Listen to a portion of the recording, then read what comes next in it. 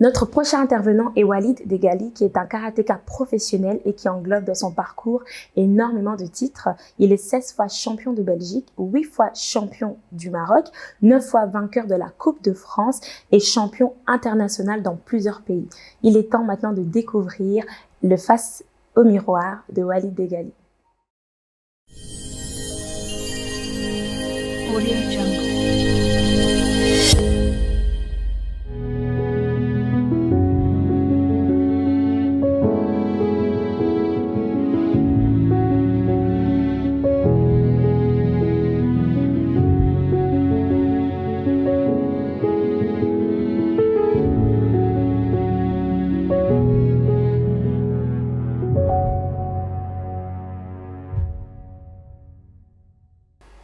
Bonjour Walid. Bonjour. Ça va? Ça va et toi, super? Oui, ça va très très bien. Je suis super contente de t'avoir dans cette émission. Face au miroir, on va apprendre à te découvrir, à te connaître tout au long de ton parcours. Aujourd'hui, tu es karatéka professionnel et aujourd'hui, on va vraiment aller un peu plus en profondeur pour comprendre comment se fait-il que tu es arrivé à là aujourd'hui. Est-ce que tu es prêt de nous faire découvrir Walid, tout simplement? Je suis prêt. D'ailleurs, j'aimerais te remercier pour l'invitation pour Face au miroir, pour cette émission. C'est avec plaisir, vraiment. Merci. Avant de commencer à vraiment parler de toi, de ton enfance, aujourd'hui, je vais te faire un petit exercice, d'accord? C'était bien d'accord? Non, pas de souci. Je vais te demander de prendre le miroir qui est juste en face de toi, s'il te plaît. D'accord. Oui. Et de te regarder, de vraiment te regarder dans le blanc des yeux. Et je vais te poser quelques questions et tu vas juste répondre à la personne que tu vois dans ce miroir. Ok. D'accord? Qui est Walid? Walid, c'est un garçon de 21 ans qui fait du karaté depuis l'âge de 4 ans. Walid est quelqu'un de passionné? De très très passionné. Surtout, je suis vraiment passionné par mon sport que je fais depuis l'âge de 4 ans. Ça fait vraiment 18 ans de pratique. Et c'est la plus belle chose, une des plus belles choses qui est arrivée à Walid dans sa vie, le sport? C'est la plus belle chose qui m'est arrivée dans ma vie. On peut dire que c'est ta plus grande réussite? C'est ma plus grande réussite, vraiment. Sans ce sport, je pense pas que je serais où je suis au jour d'aujourd'hui. Et le sport a contribué à la construction de Walid? On peut dire ça, oui. Franchement, ça m'a appris beaucoup de choses dans la vie et ça m'a ouvert plusieurs portes. Et même, ça m'a appris à être respectueux, il y a plein de qualités que le karaté m'a appris. Tu continues à te regarder dans le miroir. Et si c'était un autre sport, est-ce que tu penses que tu aurais adhéré à un autre sport? Je pense pas. Non, le karaté, c'est vraiment la chose qui est faite pour moi. Le karaté est une expression pour toi, un moyen par lequel peut-être tu t'exprimes ou tu te défoules. Ou du moins, le karaté, c'est quoi concrètement pour toi? Quel est un synonyme que tu peux donner par rapport à ce domaine-là, à cette profession? Pour moi, le karaté, c'est un style de vie. C'est un style de vie que je me suis octroyé dès l'âge de 4 ans. D'accord. Merci. Tu peux déposer le miroir. Merci d'avoir fait ce petit tête-à-tête avec toi-même. On a appris un peu, mais vraiment grosso modo en surface, qui est un peu Walid. Et c'est vrai qu'on a compris que le karaté, c'est vraiment quelque chose que t'es totalement dedans. C'est ça, je suis dedans dans 100%. C'est ça. Et quand tu fais ce petit exercice là où tu te regardes un peu et tu parles comme ça, comment tu le ressens? C'était assez compliqué de me voir et en même temps de me parler. J'ai pas l'habitude de faire ça. Même quand je me lave ou que je me prends une douche, quand je me regarde, j'ose pas me parler. C'est souvent pour se pomponner, pour voir si on est prêt pour celui de sortir. J'ai jamais osé me parler en me regardant dans le miroir. Ok, c'est une première et ça s'est bien passé. Franchement, oui. Ok. Je m'attendais au pire. Mais ça va super, on va continuer. Bon, là, c'était un face vraiment au miroir. On va faire un face au miroir, mais par rapport, tu vas juste rencontrer Walid à des périodes bien spécifiques et tu vas juste nous expliquer tout simplement ton parcours. Je vais commencer par une première photo. C'est un petit garçon. Je te demande de prendre. Ça, c'était la première journée, le premier jour où j'ai commencé le karaté. Ah, c'est le premier jour que tu as commencé le karaté? C'était en 2004. Ah, c'était en 2004. Tu as des souvenirs de comment ça s'est passé? Dans quel état tu étais? J'ai des souvenirs parce que j'étais vraiment impatient de faire ce sport. Vu que mon père, il était déjà karatéka dans son passé. Il faut savoir qu'à l'âge de 2-3 ans, il m'initiait déjà dans la maison un peu avec le sport. Mais vu qu'en Belgique, le karaté, on peut commencer à l'âge de 4 ans. Ah, d'accord. Ça n'existe pas. Ok. Et c'est comme ça peut-être dans tous les pays, c'est vraiment en Belgique? Je pense que c'est dans tous les sports. Ah, d'accord. C'est même pas dans le karaté. Ah, d'accord. Du coup, à l'âge de 4 ans, dès que j'ai fait 4 ans, donc le lendemain de mes 4 ans, il m'a directement ramené dans une salle de sport. Et franchement, pour moi, c'était magnifique. C'était magnifique, je me sentais directement à l'aise. En plus, j'étais déjà bien techniquement, vu qu'il m'avait déjà appris, il m'avait déjà donné quelques bases au niveau du karaté. Et puis voilà. C'était une évidence pour papa enfin, parce qu'il voyait de toi, tu penses? C'était son but. En fait, lui, c'était un karatéka, mais au Maroc. Du coup, il est né au Maroc, mon père. Et le problème, c'est qu'il faisait le karaté en cachette de ses parents. Du coup, pour lui, son but, c'était vraiment de partager la passion laquelle il a vécu toute sa vie avec son fils. Et c'est le cas jusqu'à présent, jusqu'au jour d'aujourd'hui. Tous les voyages que je fais avec le karaté, il est vraiment. Et c'est mon entraîneur. Ah, c'est ton entraîneur aussi. C'est mon entraîneur depuis l'âge de mes 4 ans, c'est lui qui m'entraîne jusqu'au jour d'aujourd'hui. Waouh, donc c'est vraiment papa qui t'a initié, c'était une passion qu'il avait avant de t'avoir tout simplement. Et quand t'es venu, il te l'a en fait transmise. Voilà. Et quand du coup t'étais là pour la première fois, pour toi c'était une évidence, t'étais au bon endroit? J'étais au bon endroit, je savais que j'étais au bon endroit. Parce que déjà il m'a montré des photos de lui quand il était jeune avec le même kimono. Oui. Du coup je me suis dit je vais être comme papa. Ah oui. Et comment à cet âge-là, t'avais quel âge? J'avais 4 ans. À 4 ans. Comment à 4 ans une chose ou un domaine ou un métier ou une passion devient une évidence? Moi franchement c'est grâce à mon père. C'est vraiment grâce à ton père? C'est vraiment grâce à mon père. C'est vraiment lui qui m'a fait accrocher à ce sport. Parce que je t'avoue qu'à 4 ans, on est encore un bébé, on ne sait pas comment ça se passe la vie, ni quoi que ce soit. Et j'ai vraiment continué ce sport de 4 jusqu'à 5 ans. Et à 5 ans, j'ai fait ma première compétition en mini-poussin, donc avec les 5-6 ans. On appelle ça mini-poussin? Mini-poussin, c'est mignon. 5-6 ans, où j'ai terminé première place d'ailleurs. Wow. J'ai encore des coupes à la maison de ce championnat, c'est ma première compétition. Et comment tu te sentais quand tu as gagné? C'était extraordinaire. En plus, j'avais 5 ans? J'avais 5 ans. Donc j'imagine que c'était la folie. C'était la folie, surtout pour mon père, il était vraiment fier de moi. Et voilà, donc j'ai encore la photo à la maison avec moi et mon père avec la coupe. Et voilà, depuis ce jour-là, je me suis dit que ce sport est fait pour moi. Ouais, et j'ai pas lâché depuis ce jour-là. Et ce sport, c'est vrai que c'est papa qui t'a initié, mais est-ce que tu as choisi ce sport ou ce sport t'a choisi? J'ai choisi ce sport. Moi, j'aimais déjà beaucoup le karaté. Je regardais déjà Jean-Claude Van Damme, Jackie Chan, Bruce Lee à la télé. Et faut savoir, quand j'étais petit, j'étais un enfant assez actif. J'aimais bien bouger un peu au salon, je regardais la télé, et en même temps, j'étais en position grand écart. Du coup, j'aimais bien faire la même chose qu'eux. Et voilà, du coup, à l'âge de 4 ans, c'était vraiment le moment où il fallait tout donner. Il fallait aller. Et tu penses qu'à cet âge-là, à 4 ans, t'es pas encore père, mais en tant que personne qui a eu ce parcours, tu penses qu'un enfant de 4 ans, au bas âge, qui a énormément d'énergie à donner, ça peut être un indicateur pour l'orienter vers un sport, ça peut être le karaté ou autre chose. Tu penses que ça peut aider à cet enfant de dépenser cette énergie, tu crois? Bien sûr. En tout cas, moi, plus tard, mon futur enfant, ma future fille, je le mettrai directement dans un sport. Oui. Si, je le mettrai au karaté. Si je vois que la personne n'aime pas le karaté, je le mettrai dans un autre sport. Mais le sport, c'est vraiment important pour un enfant. Ça permet de le canaliser. Surtout, le karaté, c'est un sport qui a beaucoup de valeur. Le respect des entraîneurs, le respect des partenaires d'entraînement.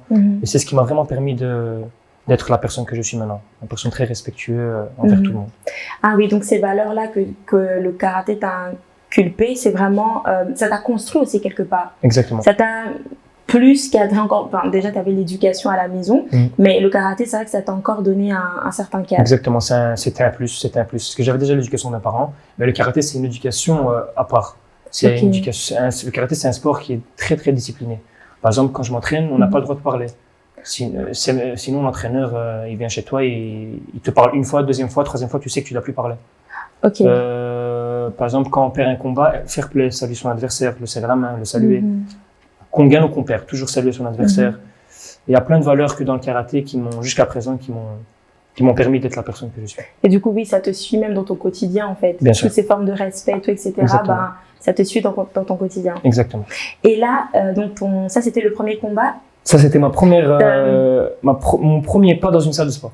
Et du coup, je pense qu'il y avait plein d'enfants. Il y avait plein d'enfants. On était une trentaine. Mais j'étais le plus petit. Ah, t'étais le plus petit. Parce que c'était dans une salle, c'était pas dans la salle de sport de mon père. Parce que mon père, il vient de faire un club il y a 5 ans. Avant, il avait beaucoup de commerce. Du coup, il savait pas trop s'occuper de moi au niveau sport. Du coup, il me mettait dans des salles de sport. Ah oui. Mais Après les entraînements de sport, je m'entraînais avec lui à la maison, dans mon garage. Mais sinon, là, c'était un club de sport où j'étais vraiment le plus petit. La moyenne d'âge était 6 ans, 7 ans. Ah oui, ok. Donc, j'étais le seul à 4 ans. Et cet uniforme, c'est juste un uniforme, comment on appelle ça? C'est un kimono. Un kimono. Ouais. Quand tu as porté ce premier kimono, et en plus tu te voyais vraiment maintenant dans une salle de sport, enfin dans une salle de sport, on peut Salle de sport. Dans une salle de sport. Un dojo, on appelle ça. Un dojo. Un dojo. On va essayer d'utiliser vraiment le jargon Les des termes karatés. japonais. Oui, voilà. Donc, un dojo et un kimono. Ouais. Ok, donc lorsque tu as porté ton premier kimono et que tu étais dans un dojo, comment tu le ressentais en tant qu'enfant à 4 ans, c'est vrai? Mais... J'étais perdu et j'ai encore la vidéo, dommage que je ne te l'ai pas montré, mais j'ai encore la vidéo où je cours, où tout le monde fait parce que au karaté, on a des kion, donc c'est des techniques à faire dans le vent. Ça, c'est quand on est débutant, petit, on fait ça. Et tout le monde fait ça, et moi, je passais derrière, je courais après eux, je les poussais, enfin, je faisais vraiment n'importe quoi, j'étais un enfant, quoi. Oui. J'avais pas encore de notion c'est quoi le karaté. Et jusqu'à présent, je regarde encore la vidéo de temps en temps pour me faire, par exemple, toujours avant de combattre en compétition, j'aime bien revoir un peu ces petites vidéos. Je sais pas, ça me motive, ça me donne une petite source d'énergie. Wow. Et voilà, je regarde un peu la vidéo où je passe derrière, par exemple, quand les gens sont à un grand écart, je saute au-dessus d'eux, je m'amuse à les pousser, je sais pas pourquoi je suis un enfant. Je me demande pas pourquoi, mais je suis un enfant.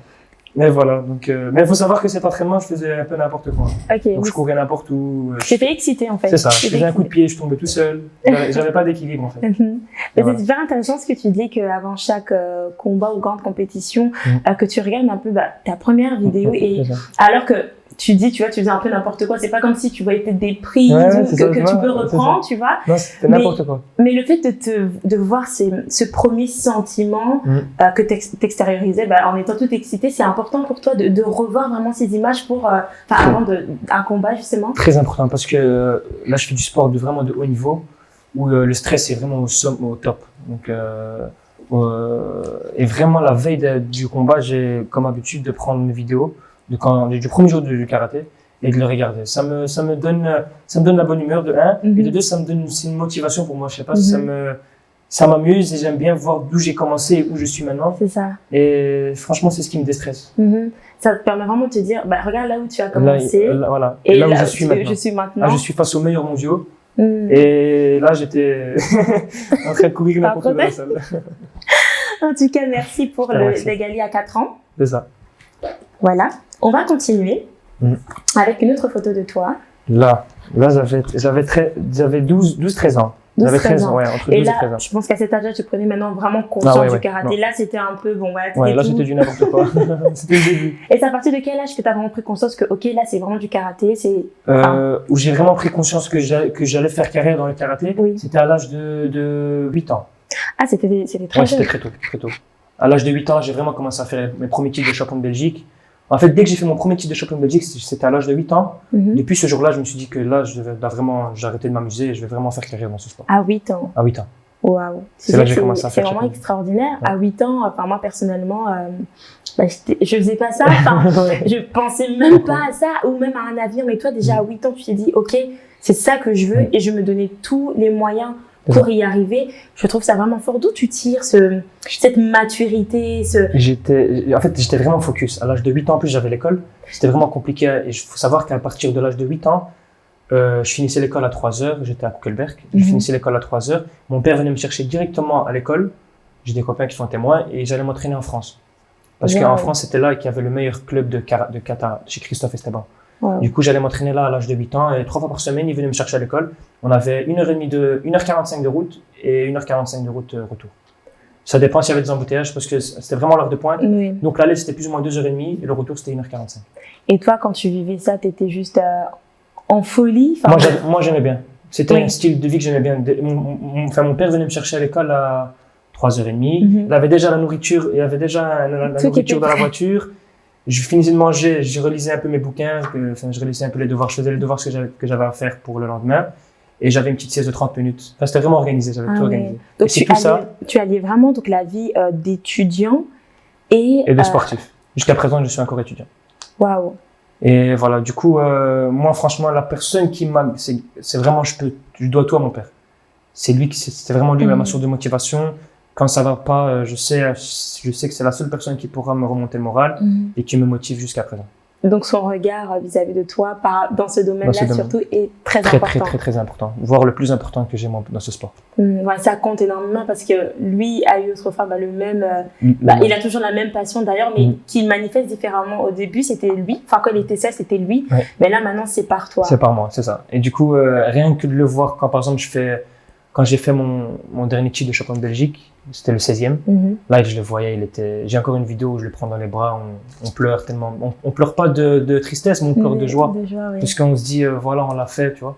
Avec 18 ans de sacrifice quand même. C'est ça. Je m'entraînais chaque jour d'arrache-pied, je m'entraîne 2 fois par jour carrément. Et voilà, donc ce titre, on a été le chercher à 2 et franchement, ça m'a fait vraiment chaud au cœur de voir mon père rempli d'émotions comme ça et fier de son fils. Oui, c'est magnifique. Tu dis, on l'a fait. Ouais, on l'a fait ensemble. Donc, c'est pas tout seul. Tout seul, tu n'aurais pas arrivé, tu penses? Non, tout seul, jamais. Je sais que tout seul, j'aurais jamais arrivé au niveau où je suis maintenant. Parce que j'aurais lâché. J'aurais pas de... Déjà, mon père, c'est mon modèle, déjà dans le sport. Et c'est ma source de motivation. Il faut savoir que sans lui, c'est sûr et certain que j'aurais arrêté à l'âge de 13 ans. Comme la moitié de mes amis qui ont fait du karaté. Enfin, j'étais dans un club de karatéka. C'était un des meilleurs clubs en Belgique.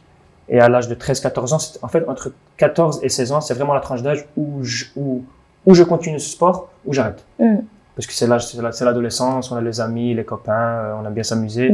Tandis que quand on est karatéka, on n'a pas le temps de s'amuser, c'est des entraînements chaque jour. Et donc voilà, donc c'est vraiment des sacrifices qu'il faut faire. Et arrivé à cet âge-là, moi je savais qu'il fallait que je m'accroche. Et c'est grâce à mon père qui m'a mis sur les rails. Il t'a vraiment encadré, enfin il était vraiment là aussi pour te remettre, parce que c'est vrai que tu restes un jeune garçon qui est focus déjà sur un objectif, mais qui, voilà, t'es un jeune garçon, tu veux peut-être faire d'autres choses, ou peut-être je pense même au niveau de l'alimentation, c'était géré, donc peut-être des fois tu voulais manger d'autres choses, mais il était vraiment là pour justement te mettre un cadre. En fait, il t'a aidé à atteindre ton objectif. C'est ça. Voilà, c'est ça que sans lui, ça aurait été... Sans lui, j'aurais, comme tu as dit, au niveau nutrition, niveau mental, niveau physique, même niveau physique, c'est lui qui m'entraîne. Franchement, c'est lui. En fait, je lui dois tout. C'est magnifique. Donc, si j'arrive à avoir ce titre de champion du monde, ce serait pour lui. C'est pour lui. Waouh. Et sur cette photo, dis-nous, qu'est-ce que... Sur cette photo, déjà, c'est en France. C'est à la Coupe de France. C'est une très belle photo en plus. C'est la Coupe de France, j'avais 13 ans. Okay. Je me suis cassé l'orteil, comme tu vois sur la photo. J'avais une fracture à l'orteil, jusqu'à présent, j'ai encore des séquelles. De cette fracture-là? De cette fracture-là. Wow, okay. J'ai terminé mon combat, donc je fais un combat, et en attaquant, je me foule mon orteil. Donc ça a commencé à gicler du sang, et mon orteil était gonflé. Du coup, je vais chez le médecin, il me dit que je devais arrêter le combat. Et je regarde mon père il me fait comme ça. Et quand il me fait comme ça veut dire, lâche pas, continue. Sans lui, déjà, j'aurais arrêté, j'aurais dit stop. Et voilà, donc du coup, j'ai dû continuer le combat avec un pied. Du coup, mon pied qui était blessé, je le mettais en arrière. Et voilà, donc j'ai terminé mon combat et j'ai gagné la Coupe de France avec un pied cassé. Waouh. Mais t'es un monstre. À quel âge? À 12 ans? À 13 ans. À 13 ans? Ouais. Waouh. C'était la Coupe de France, c'est la plus grosse coupe. Oui. Faut savoir que les Français, c'est les meilleurs dans le monde. C'est une des meilleures nations dans le monde, dans le karaté. Et j'ai réussi à m'imposer chez eux avec un pied en moins. C'est vraiment qu'un pied en moins, littéralement. Et comment on a ce mental à cet âge-là? Donc, c'est vraiment le karaté qui t'a permis d'avoir cette force, parce que aujourd'hui, enfin, moi, à 12-13 ans et même encore aujourd'hui, dès que je me fais mal, pas que j'abandonne, mais vous allez me laisser un moment. En tout cas, oui, c'est ça, j'abandonne directement le temps de me rétablir et ensuite je reviens. Mais là, c'est vrai que c'est un moment bien spécifique. Et c'est maintenant. Mais comment tu fais à 12-13 ans de te dire, ok, j'ai mal et je suis un enfant, tu vois, tu as tous ces sentiments d'enfant. Tu dis, tu vois, j'ai mal, peut-être j'ai envie d'arrêter. Mais. Je vais voir ma maman. Oui, c'est ça, je veux retourner à la maison et tu vois papa qui te regarde et qui te transmet comme une énergie, une force. Tu dis, non, je dois le faire comment? C'est ça. Et franchement, jamais j'oublierai ce moment parce que c'était vraiment comme tu as dit, j'étais limite à 2 doigts parce que en fait, le médecin, quand te dit, t'arrêtes, tu arrêtes, tu n'as pas le droit. Sauf si le coach te dit, tu peux continuer. Donc, tout est sur la responsabilité du coach. Okay. Du coup, moi, quand il m'a dit d'arrêter, en plus, j'ai gagné le combat au score. Je me suis dit, j'arrête ou j'arrête pas, j'arrête ou j'arrête pas. J'étais vraiment hésitant. Donc, sans lui, moi, je suis sûr et certain que j'aurais arrêté. Puis, je lui ai lancé un regard, parce qu'il était sur la chaise de coach. Je lui ai lancé un regard, il m'a fait comme ça. Juste comme ça, vraiment, oui. Et quand il m'a dit oui, là, directement, j'ai eu l'émotion qui est montée. Je sentais plus rien la douleur. J'ai mis mon pied en arrière et j'ai combattu. Mais comment on fait à cet âge? C'est l'expérience. Franchement, à 13 ans, c'est vrai que 13 ans, j'étais déjà très mature dans la tête. Donc, en En fait, tu savais exactement ce que tu voulais. En fait, c'est voilà, ça. C'est vrai que papa t'a initié, papa t'aide et continue à t'aider aujourd'hui, mais de toi-même. De moi-même, je savais déjà ce que je voulais faire. C'est ça. Donc là, c'était vraiment l'occasion en plus pour me faire connaître au niveau en France. Et j'avais pas le droit d'arrêter. Je pouvais pas. Si j'arrêtais, c'est comme si j'avais fait toutes ces années d'expérience pour C'est ça, parce que là, c'est vrai que tu avais 13 ans, donc il y avait déjà quand même des années d'expérience. Même quand papa le faisait déjà à la maison, mais tu avais déjà un peu commencé. Et pour toi, c'était un peu tu bâclais quelque part tout le travail qu'on a fait. Et surtout qu'à 13 ans, c'est là que la sélection pour rentrer dans l'équipe nationale se faisait. Parce qu'à 14 ans, c'est là qu'on peut faire partie de l'équipe nationale. Ah, okay. Du coup, là, c'était vraiment une compétition très importante. C'était très important. Ouais, pour toi, elle était significative dans ton parcours, dans mon parcours en tant que karatéka. C'est ça. C'est ça? C'est ça, exactement. Ok, ça va, merci. Je t'en remercie. En tout cas, c'est fou d'avoir une force comme ça, vraiment. Une autre photo de toi, que j'aime beaucoup d'ailleurs, parce que là, tu es en action. Tu es littéralement en action, je vais te la donner. Ah, ça, c'était il y a 2 semaines. Ah, d'accord. C'était il y a 2 semaines lors des championnats d'Europe par équipe. Ok. Ouais. Explique-nous un peu, comment ça s'est passé, comment tu t'es préparé, comment on se prépare à une grande compétition. Oui. En fait, il faut savoir que au niveau belge, pour être dans l'équipe nationale, ils prennent un par catégorie. Moi, ma catégorie, c'est senior moins de 84 kg. Ok, c'est par rapport au poids. Au poids. Donc, à partir de 18 ans, il y a 5 catégories de poids. Moins de 60 kg, moins de 67, moins de 75, moins de 84 et plus de 84. Donc, il y a 5 catégories. Donc, c'est vraiment, ils prennent les 5 meilleurs belges. Il faut savoir que dans le karaté, on est énormément, c'est toute la Belgique, quoi. Donc même le côté le flamand, wallon, limbourg, donc c'est vraiment toute la Belgique, une personne. Wow. Et du coup, je faisais partie de cette personne. Et voilà, pour se préparer, tu sais que c'est vraiment beaucoup de sacrifices. Je m'entraîne 2 fois par jour. Le matin, je fais de la préparation physique. Ça veut dire tout ce qui est musculation, endurance, force, explosivité. Tout ça, je fais en salle de musculation. Et le soir, c'est karaté. C'est vraiment spécifique avec mon père. C'est vraiment, on travaille les techniques, on travaille la stratégie et on travaille les combats, les sparring. Donc, c'est vraiment des combats. C'est là où on apprend la technique du karaté. Et tu fais ça c'était il y a 2 semaines. Et t'as fallu combien de temps? Parce que je pense qu'à un moment donné, tu t'es dit, OK, il y a la compétition, c'est ça. Et maintenant, je m'y mets. Il faut combien de temps? Pour préparer une compétition, il faut compter 8 semaines. Moi, je compte 8 semaines. Après, c'est chacun comment il prépare une compétition. Mais pour moi, il me faut 2 mois. 2 mois. Il faut 2 mois. 1 mois et demi, 2 mois pour préparer une bonne compétition. Ok. Et donc pendant 2 mois, c'est des sacrifices. Ouais, c'est sacrifice. Entraînement matin, soir, matin, soir, matin, soir. Sauf le dimanche, j'ai le droit de récupérer. Et c'est pas un repos passif, c'est vraiment un repos actif où je dois courir quand même 50 minutes. Est-ce qu'on craque des fois?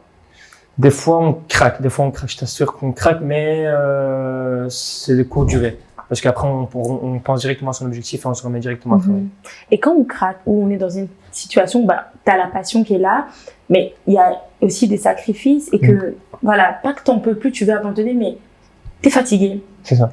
Comment tu fais pour te relever? Dans quoi tu puises pour te dire, non, il y a mon objectif là, mais dans quoi tu puises pour continuer à marcher dans le chemin de ton objectif? Comme tu dis, quand ça va pas, quand vraiment ça va pas, que je suis au bout du rouleau, que je suis fatigué mentalement ou physiquement, déjà je parle avec mes parents, puisque c'est ma fierté, c'est pour eux que je fais déjà ce sport, c'est pour les rendre fiers. Et je rentre chez moi à la maison et je me dis pourquoi craquer, pourquoi abandonner alors que toutes ces années de sacrifice, 18 ans de sacrifice, qui vont partir à l'eau, pourquoi pour une fatigue mentale ou physique. Du coup, je me permets une petite semaine de pause en général. Je me permets une petite semaine de pause où je me relâche, je vais voir mes amis, je m'amuse avec eux. Et une fois terminé cette semaine, en général, je me rebooste. J'ai comme un deuxième souffle qui vient. Et puis là, c'est reparti pour le travail. Et on a besoin tu penses, dans ce domaine-là, de une semaine ou quelques jours pour vraiment se dire, OK, je mets le karaté de côté parce que ça fait partie aussi de ta vie, mais je vis une vie dite normale. Genre, je sors, je mange. Il faut, comme tu as dit, il faut savoir mettre parfois le karaté de côté. Oui, franchement. Parce que faut savoir que le karaté, c'est un travail mental. C'est un sport qui stresse énormément. Et je me vois pas stresser toute ma vie avec ce sport. Du coup, moi, parfois, je me permets de prendre une semaine de repos. Donc, je parle avec mon père, je dis, papa, ça va pas, là, je dois prendre un peu de repos. Et voilà, donc je fais en vacances, je m'amus avec mes copains, j'essaie d'oublier un peu le sport. Je cours un peu de temps en temps ça reste en tant que sportif, même pas en tant que karatéka. Du coup, je cours un peu parce que ça m'amuse, ça me fait un peu oublier mes problèmes. Et voilà, donc comme je te disais, c'est vraiment important de parfois faire la part des choses avec le karaté. On a besoin vraiment d'oublier un peu ce sport. Et du coup, tu t'es préparé pendant 2 mois pour cette compétition? Je me suis préparé pendant 2 mois pour cette compétition où c'était vraiment compliqué la préparation d'ailleurs parce que je faisais un ramadan. Ah oui. Du coup, le ramadan, comment je m'entraînais? Faut savoir le jeûne, on jeûne de 3h du matin jusqu'à 21h30. Du coup, je m'entraînais vraiment avant la rupture du jeûne, avant de manger. Donc la nuit? Non, juste avant. Donc, si je mange à 9h30, je m'entraînais de 8h à 9h. Ah, d'accord, ok. Je m'entraînais 1 heure parce que c'est suffisant, parce que j'avais plus de force. Oui. Et c'était pas des entraînements de qualité. Je me sentais pas bien. J'avais toujours la tête qui tournait après chaque entraînement. Je voulais vomir, mais il y avait rien qui dans mon ventre. Du coup, pour moi, c'était la pire préparation que j'ai faite dans ma vie. Ouais, c'était difficile, j'imagine, avec le jeûne. Et sachant, je pense que quand on fait beaucoup de sport comme toi, il faut une bonne alimentation. Bonne alimentation et boire beaucoup d'eau surtout. Surtout quand je m'entraîne, l'eau, c'est très très important. Oui, parce que tu transpires. Je transpire et je dois récupérer tous les minéraux, toutes les vitamines que j'évacue. Donc c'était difficile en tout cas d'allier le jeûne avec le sport et surtout cette compétition qui tombait juste après le ramadan. C'était très compliqué. Et du coup, tu as la compétition. Là, je pense que quand tu étais à la compétition, il y avait encore le ramadan? Non, il était déjà fini. Il était déjà fini? Il était terminé. Ok, alors explique-nous un peu comment ça s'est passé. Du coup, c'était en Croatie. Ah, ok. À Porek. En Croatie, j'ai participé en équipe. Donc, je t'explique, en équipe, on est 5. Donc là, c'est plus individuel, c'est plus chacun dans sa catégorie. C'est 5. Les 5 Belges, les 5 meilleurs Belges sont représentés par la Belgique. Nous, on a combattu avec l'Espagne. D'accord? Donc, ils ont tiré au hasard. Il y a toujours un tirage au sort. On a fait le premier combat avec l'Espagne. En fait, c'est 5 combattants et les 5 combattants combattent l'un après l'autre. Donc, l'entraîneur va nous donner chacun un chiffre à respecter. Et puis, donc, le premier combattant va combattre avec le premier combattant espagnol, le deuxième avec le deuxième. Moi, j'étais 3e. 3e, faut savoir que c'est une place très difficile parce que pour gagner le combat, enfin le match, il faut gagner 3 combats sur 5. Okay. Donc, il faut gagner la majorité. Ah, oui. Le premier combat, c'était un Belge de l'équipe nationale. Il a perdu malheureusement contre l'Espagnol. Le deuxième, c'était encore un Belge. Il a perdu contre l'Espagnol. Du coup, tout se jouait sur moi. Ah, oui. C'était vraiment la place très très compliquée. Et voilà, donc du coup, je l'ai mis sur Instagram. Tu peux voir le combat. J'ai gagné 2-1 tout le combat. Et la dernière seconde, il me met un point que pour moi n'était pas dedans. Mais bon, on va pas commencer à chercher. Le karaté, c'est ça. On a toujours des problèmes avec des arbitres, toujours avec des grandes nations. Comme l'Espagne, c'est une grande nation. Parce que le président de la fédération de karaté, c'est un Espagnol. Faut savoir. Ah, d'accord, ok. Nous, la Belgique, on n'a pas un grand poids dans le sport du karaté. Du coup, voilà, dernière seconde, il m'a remonté de 2 et voilà. Du coup, on a perdu ce championnat d'Europe. Et tu veux changer les choses à ce niveau-là? Quand tu dis que en Belgique, au niveau du karatéka, c'est pas une équipe reconnue dans ce milieu-là. Toi, par ton expérience, par tout ce que tu as appris et surtout par ta vision, est-ce que tu veux changer les choses? Est-ce que tu veux faire entrer la Belgique et Walid tout simplement dans l'histoire? Bien sûr, ce serait mon but parce que comme je t'ai dit, la Belgique, on n'est vraiment pas on n'est pas vraiment connu dans le monde du karaté. On est une bonne nation, surtout au niveau des jeunes, mais on n'est pas comme les Iraniens, les Japonais, les Marocains, les Turcs. Eux, c'est vraiment les top du top. Et ramener la Belgique au top 5, ce serait mon rêve. Et pour ça, il faut être champion du monde. Et du coup, le championnat du monde se déroule en novembre, ce novembre-ci, à Dubaï. Du coup, si j'arrive à décrocher cette médaille d'or, je porterai haut la couleur de mon pays. Donc, je serais fier de représenter mon pays. Et tu trouves que ici en Belgique, parce que c'est vrai que généralement, au niveau du sport, je parle plus de mon expérience, c'est vrai que pour les hommes, on parle souvent de foot. Alors, ici en Belgique, de foot. On parle un peu de basket parce que bon, c'est un peu international, lui va à la tennis. Mais c'est vrai que le karaté, c'est quelque chose qui n'est pas mis forcément en avant et même, par exemple, même dans les écoles, tout bêtement, les sports qui sont premièrement proposés, c'est pas souvent le karaté. C'est jamais le karaté. Tu penses que c'est un problème qui devrait être remédié au niveau de... Sûr. Oui. Bien sûr.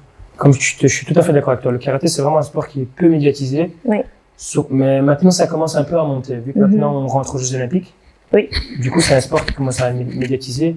Mais c'est vrai, comme tu as dit, on est un sport qui est vraiment mis à l'écart. Pas mis à l'écart, mais qui est peu coté par rapport au football, au basket, au tennis. La Belgique, ils sont connus pour le football, basket un peu, le tennis, l'athlétisme. Oui, voilà.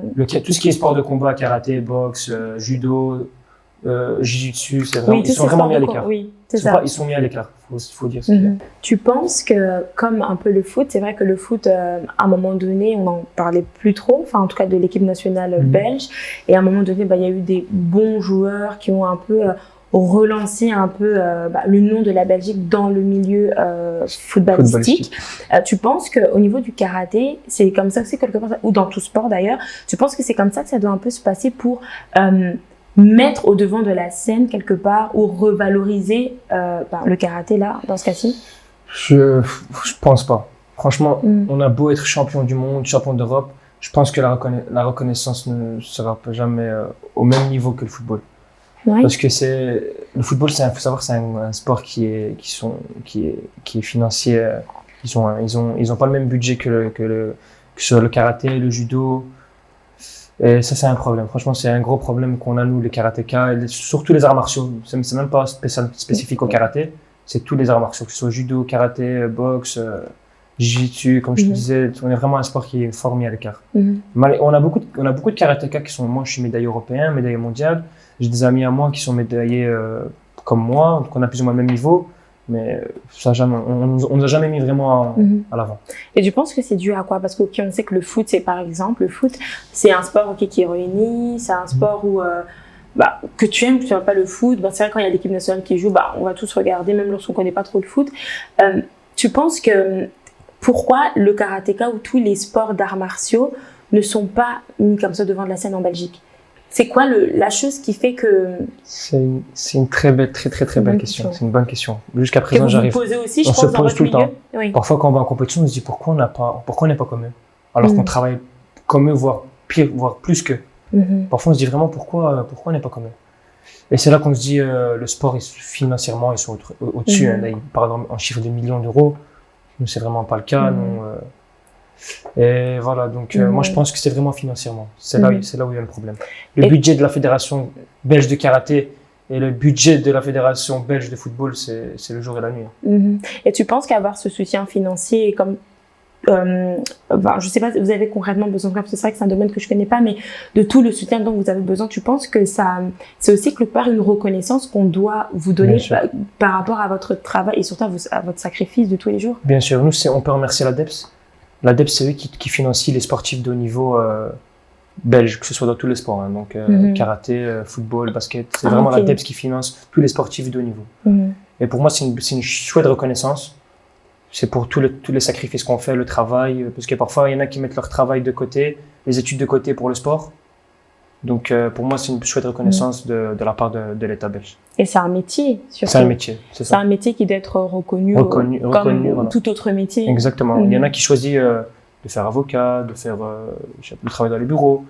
Nous, on a choisi de faire du karaté. Du coup, je pense que c'est une chouette reconnaissance. Comme je dis, chaque métier a son gagne-pain. Exactement. Et du coup, cette compétition qui a été un peu plus difficile, parce que tout reposait un peu sur toi.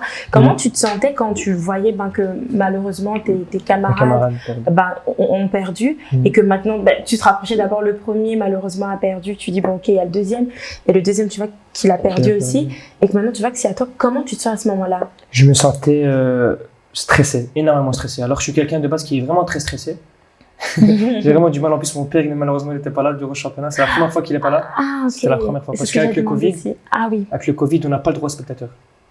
Du coup, c'était vraiment le coach belge qui était présent. Mon père n'était pas là. Du coup, dans ce moment-là, j'aime bien le regarder parce qu'il me fait son petit jeu de tête. Et là, je sais que je dois tout donner. Là, j'étais vraiment stressé parce que je vois que mon premier camarade perd. Malheureusement, mon deuxième me suit. Et le troisième, c'était moi. Du coup, je vais vers l'entraîneur, il me check. Je check mon camarade qui a combattu en deuxième, je me mets sur le tatami et j'avais une boule au ventre. J'étais vraiment stressé. J'ai pas fait mon karaté comme j'aurais aimé le faire dans un autre combat. J'étais stressé. Déjà, en combattant avec mon partenaire, j'étais vraiment pas bien. Alors que j'ai fait tout mon combat, donc j'ai gagné tout mon combat. Je gagnais 2-1 jusqu'à la dernière seconde. Il manquait une seconde et il m'a marqué le point qu'il fallait pas, qui était assez loin. Parce qu'il faut savoir que pour comptabiliser un point, il faut toucher la tête. Son point était assez loin. Mais bon, les arbitres ont choisi de lui donner le point. Du coup, ils ont octroyé le point et il a la victoire malheureusement. Et comment on se sent? Donc, je sais pas comment on dit, t'as gagné. J'ai gagné. On lève le point comme. Non, on lève un drapeau. un drapeau. Voilà. Ah, d'accord.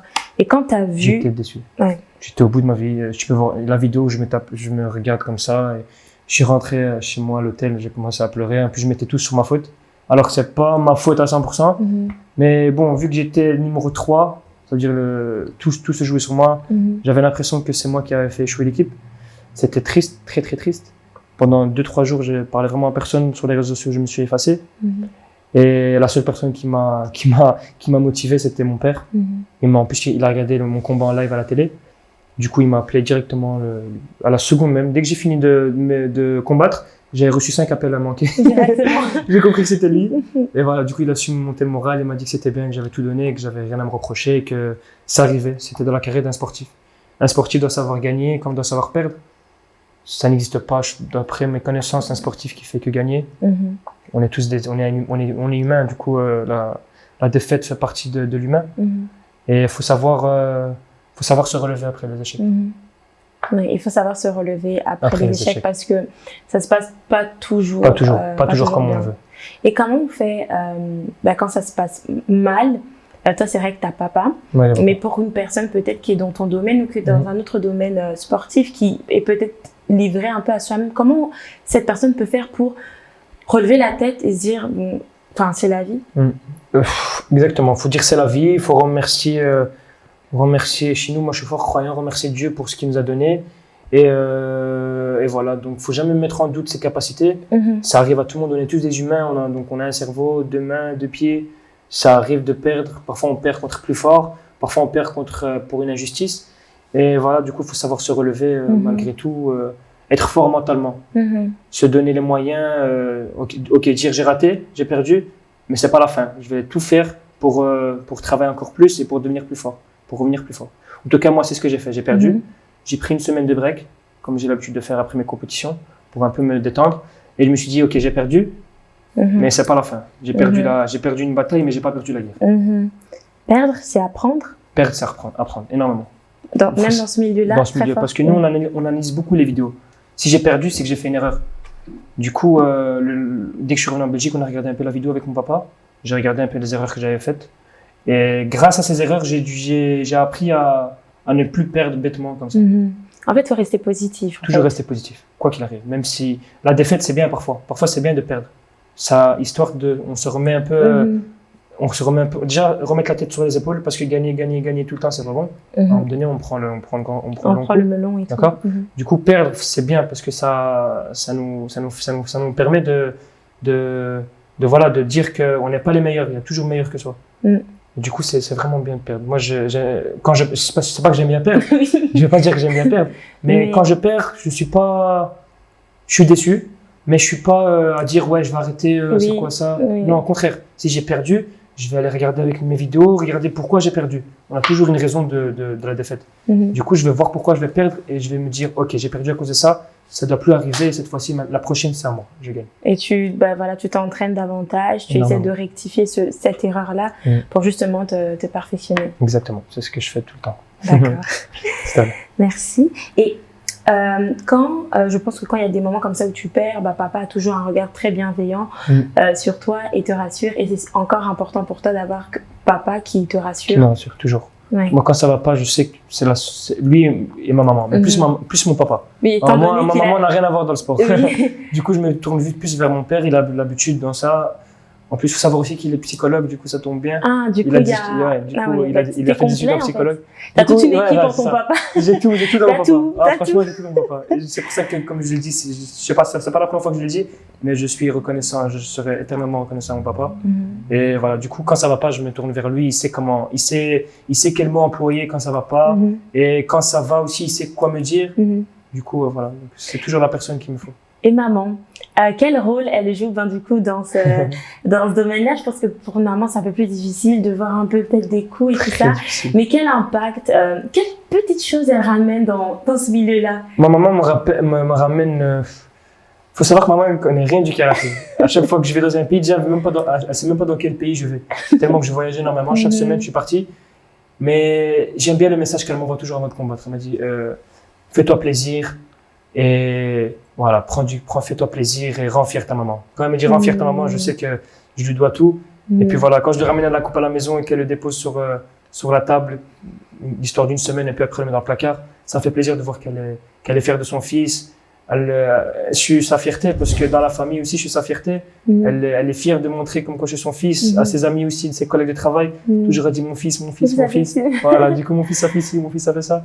Mais ça me fait chaud au cœur. Mais en tout cas, c'est très important pour toi. C'est très important de ma maman. Ma maman, moi, c'est ma meilleure amie, ma maman, c'est tout. Je partage tout avec ma maman. Je suis vraiment quelqu'un de très, très famille. Ah, ok. Et depuis les petits messages. Les petits messages qu'elle m'envoie, les petits vocaux, donne tout. Ou encore sa petite voix, voilà, ça te fait toujours du bien. Toujours. Et ça t'aide aussi, peut-être c'est petit, peut-être par rapport à ce que papa fait, parce que papa t'aide au niveau vraiment des techniques et toutes ces choses-là, mais ça rapporte quand même quelque chose. C'est un plus, c'est un truc différent, c'est quelque chose de plus sentimental. Oui, c'est ça. Mon père, c'est plus sportif, professionnel, ma maman, c'est sentimental. C'est vraiment quelque chose qui me donne la bonne humeur directement. Et qui t'as besoin de ça. J'ai besoin. On est humain, on a besoin de sentiments, on a besoin d'affection. Et c'est une des seules personnes qui me donne ce dont j'ai besoin. Et du coup, tu nous as dit aussi qu'à cette compétition, ton nez était déjà cassé quelques jours, quelques années avant. À l'âge de 13 ans, c'est là où je me suis fait une fracture du nez. Ok. Je combattais, c'était en Belgique, c'était une belle compétition comme ça pour plaisir. Je combattais avec un partenaire, j'avance et on avance en même temps et je ramasse un coup très très très fort au nez. Du coup, j'ai une fracture et je t'explique pas dans quel état était ma maman, mes parents, de me voir dans un état comme ça avec mon nez cassé, un visage défiguré. Mais bon, ça m'a permis comme je te dis, ça n'existe pas un karatéka qui n'a jamais ramassé de coups. J'ai toujours été blessé. Et voilà, du coup, moi j'ai un problème avec mon nez, ça veut dire qu'à chaque fois que je ramasse un coup, je saigne très rapidement. Ah oui. Et mon nez, j'ai la cloison qui est décalée sur le côté, du coup je respire que d'une narine. Et même au niveau du cardio, c'est ce qui me ralentit par rapport aux autres. Un tout petit peu. Ok. Je vais te montrer une dernière photo.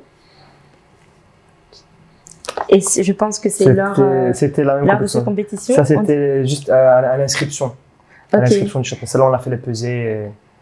Ah oui, et c'est à ce moment-là aussi qu'on regarde si on a le bon poids. Le bon poids, c'est ça. Et du coup, c'est par rapport à toute la préparation que tu fais avant. C'est ça. En fait, moi, avant, j'étais en moins de 75 kilos.